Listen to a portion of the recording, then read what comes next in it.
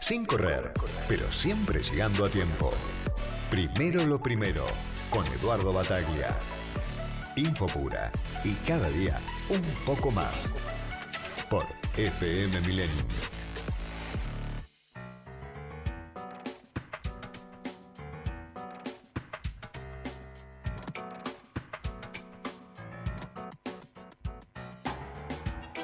El gobierno la semana pasada ha celebrado el dato de inflación a la baja después del 4,2% de agosto, un 3,5% anotado en el mes de septiembre. Insisten desde el Ejecutivo que octubre también tendrá un número en descenso, es decir, un 3 adelante, o los más optimistas llegan a decir puede ser un 2,9.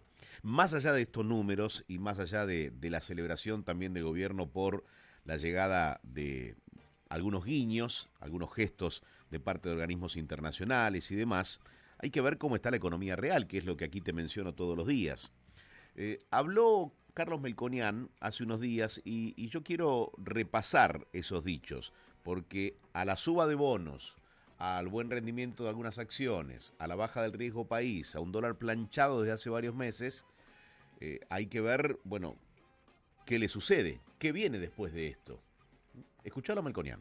Vos sabés qué mal que viene esto de los bonos y del riesgo. Viene mal. ¿Sabés por qué? Porque entusiasma como que es el camino adecuado. Y a mí este tipo de cigarrillos de marihuana no me gustan.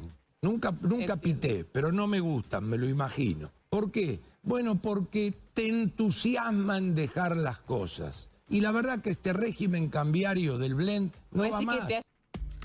El jueves pasado, el 10 de octubre, se cumplieron 10 meses de gestión de Javier Milei. Me pregunto, ¿hay aciertos de este gobierno en materia económica? ¿Cuáles serían los errores? ¿Cuál es el riesgo más grande que existe hoy en la economía? Va a ser un gusto preguntárselo a Roberto Kachanowski. Hace mucho quería hablar con él. Roberto, bueno, ya todos lo conocen, es economista, es director del sitio economiaparatodos.net. Economiaparatodos.net. ¿Qué tal, Roberto? Buen día. O Cacha, te puedo decir Cacha, buen día. Por supuesto, ¿cómo estás, Eduardo? ¿Qué decís? Bueno. Bien, un gusto tenerte al aire. Gracias. ¿Hay aciertos o te cuesta encontrar algún acierto en materia económica del gobierno? ¿Y cuál es el riesgo mayor que tiene hoy esta administración? Claro, en términos de aciertos me parece bien el tema de la desregulación de la economía que está llevando adelante Federico Sturzenegger. No me convence tanto cómo bajaron el déficit fiscal, después lo vemos en todo caso. Y lo que bueno, la baja de la inflación también ahí para debatir, ¿no? Porque Helvar la bajó en el 73, por ejemplo, y después tuviste el Rodrigazo. Entonces hay que ver cómo se está bajando. Y ahí cuando miras algunos números decís, bueno, guarda, porque acá hay que prestarle atención a algunos datos. Todavía no es un flujo de inversiones en el sector real de la economía que creen puestos de trabajo. Lo que está viendo es un aumento muy fuerte de la desocupación en el sector privado de la economía. A ver, los datos que da el Ministerio de Trabajo te dicen que desde el noviembre, que fue el último mes del kirchnerismo, hasta junio, que es el último dato que vi, por lo menos que da el Ministerio de Trabajo, se perdieron en el sector privado en forma formal, ¿no? 136.000 puestos de trabajo. Y el sector público, nación, provincias y municipios, algo así como 32.000 o 35.000 puestos de trabajo, una cosa por el estilo. Entonces, se está viviendo en este momento una especie de auge, por lo que vos decías, bueno, baja el riesgo país, los llamados dólares libres, que no son tan libres, están tranquilos o están a la baja. La inflación, como decía antes, viene bajando, pero bueno, son todos temas como para discutir cómo se están haciendo, ¿no?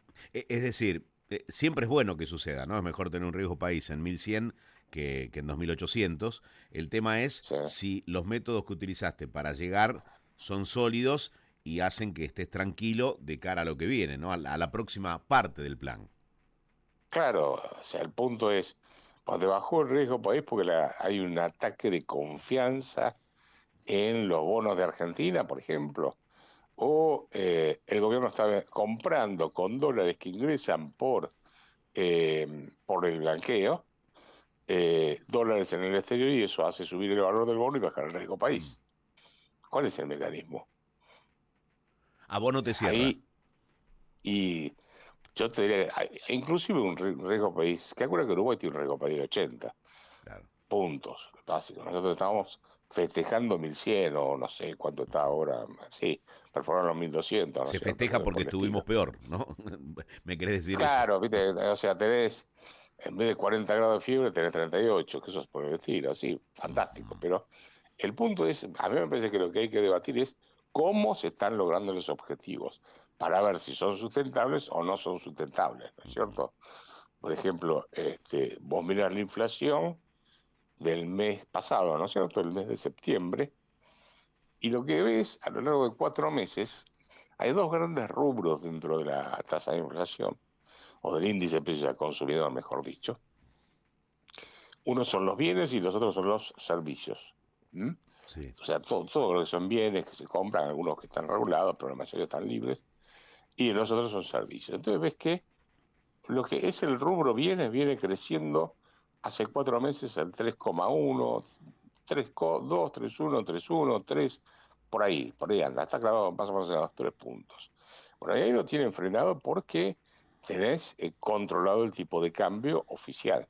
No nos olvidemos que está creciendo por debajo de la tasa de inflación. O sea, se atrasa el tipo de cambio, entonces te hace más barata la importación hay que poner menos peso para importar los insumos necesarios, ¿correcto? Entonces, Ujú. eso lo podés sostener mientras logres sostener el atraso cambiario. La pregunta es, ¿podés sostener el atraso cambiario durante mucho tiempo?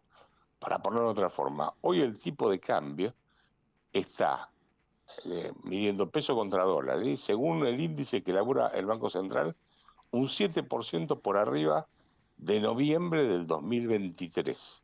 ¿Qué quiere decir esto?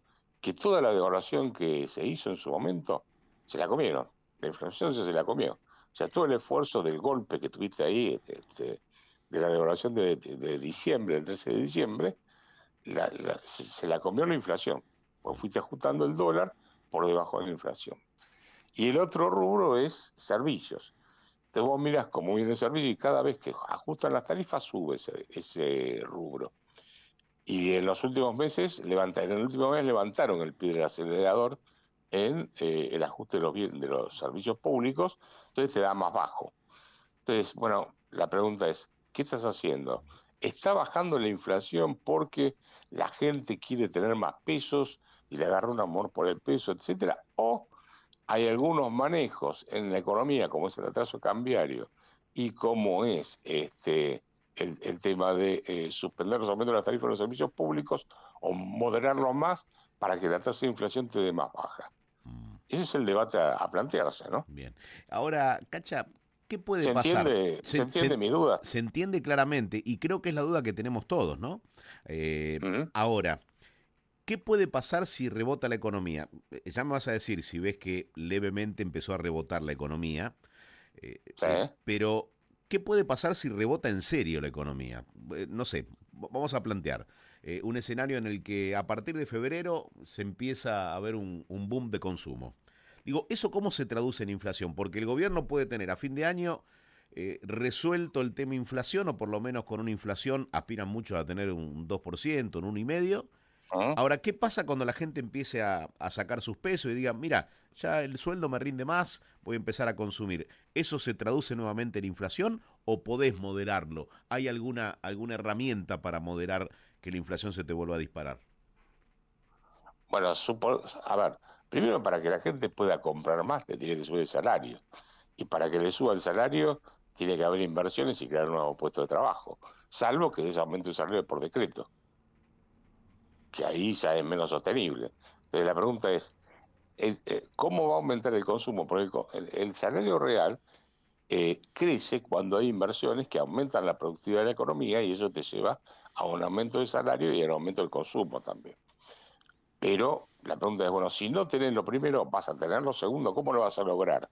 ¿Cómo vas a lograr que te suban los salarios? Y la única forma es que si no tenés inversiones es por decreto, que es poco sostenible. Pero suponete que se produce eso, Bueno, vos ahí tenés a la industria trabajando al 50% de la capacidad instalada, o más o menos 50 y pico por ciento, 57. Sí, Entonces, yo creo que ellos deben decir, bueno, dado que, pues esto lo dijo Milei en el Council of the Americas, dado que la economía no está trabajando a full, si aumenta la demanda por consumo, ¿qué va a pasar?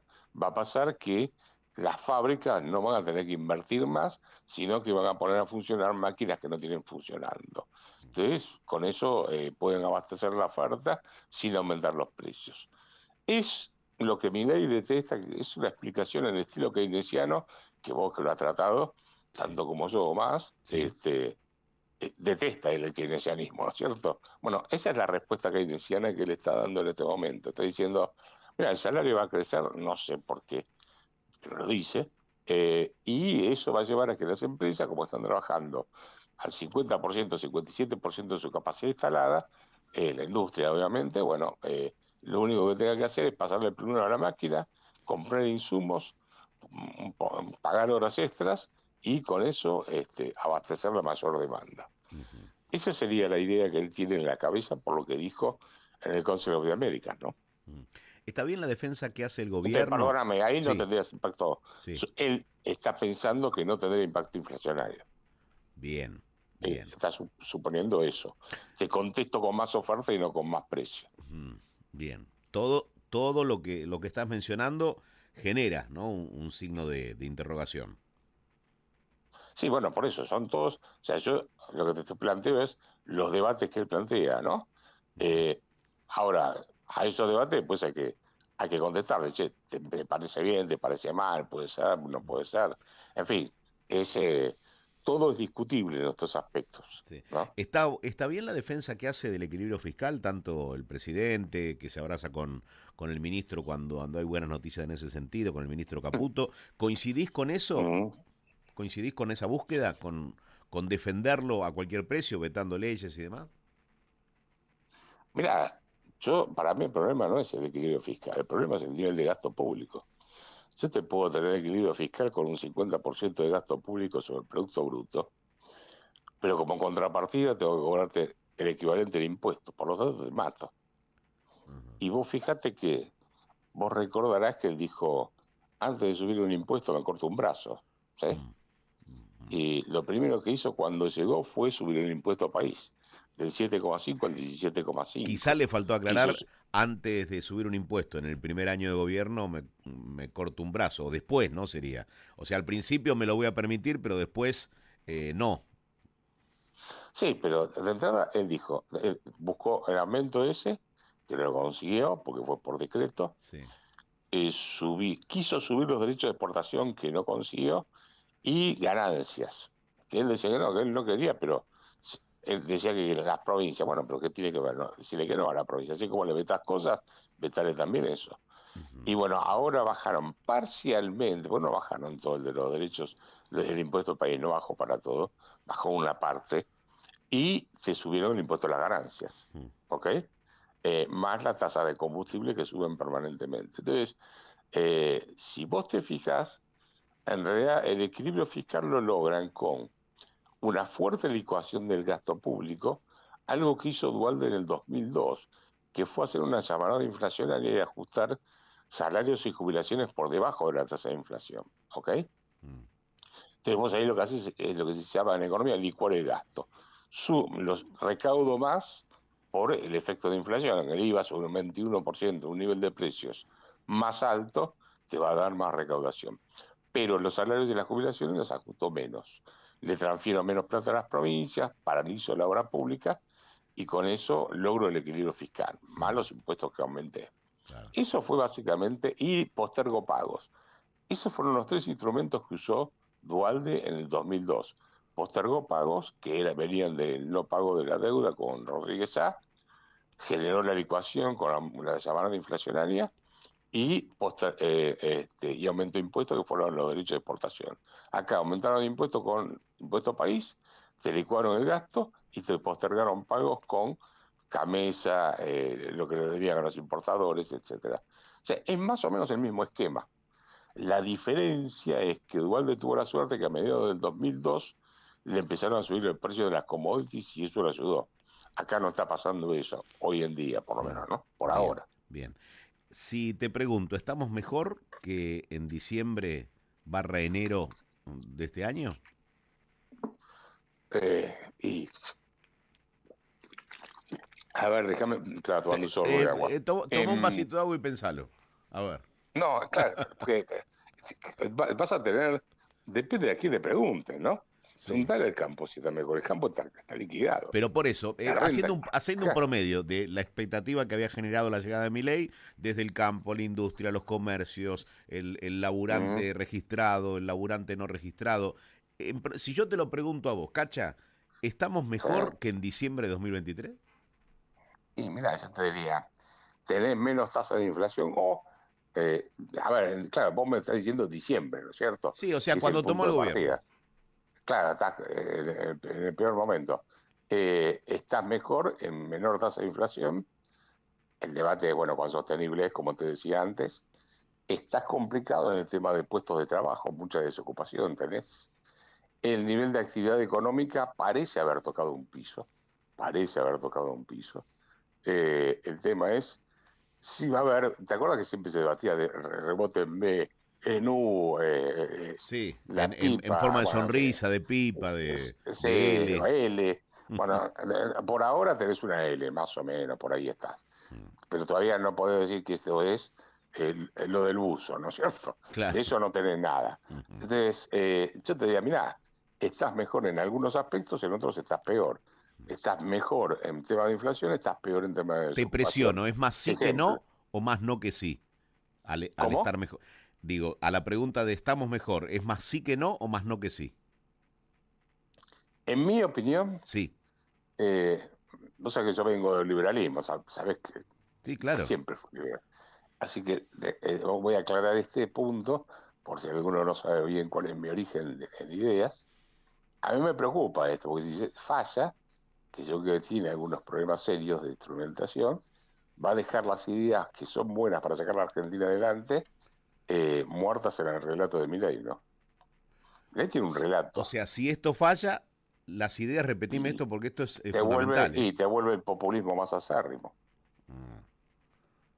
O sea, Ese es el problema que tenés. el Sí, riesgo con que vos visualizás es vuelve el populismo más fuerte que nunca. Y claro, que te va a decir, vieron que ustedes, los liberales, esto del libre mercado y todas esas cosas eran verso, miren cómo quedó la economía. Entonces, ya pasó con Menem.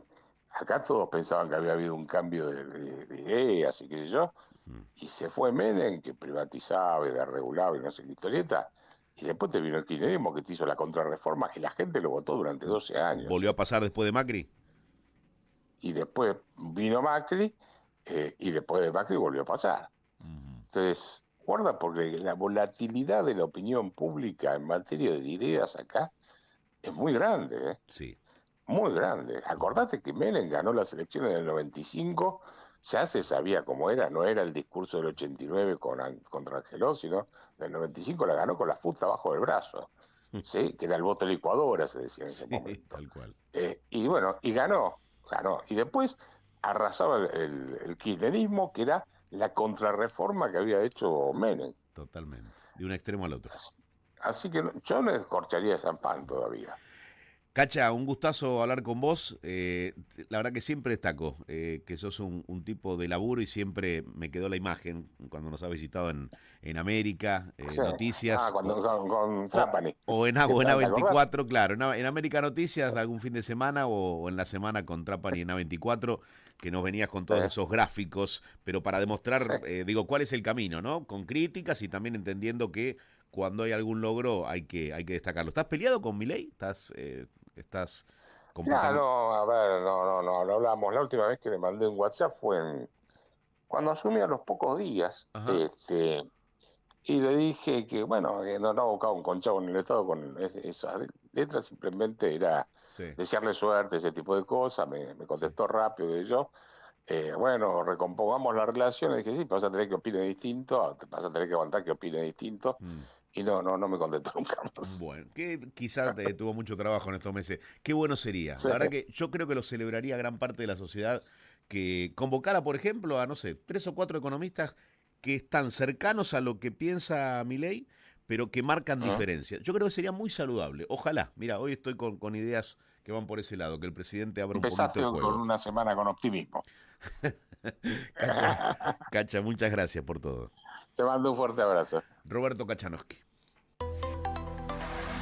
Lo necesario, lo urgente, lo decretamos. Hoy va a ser un gran día. Primero lo primero, con Eduardo Bataglia. Hasta las 9.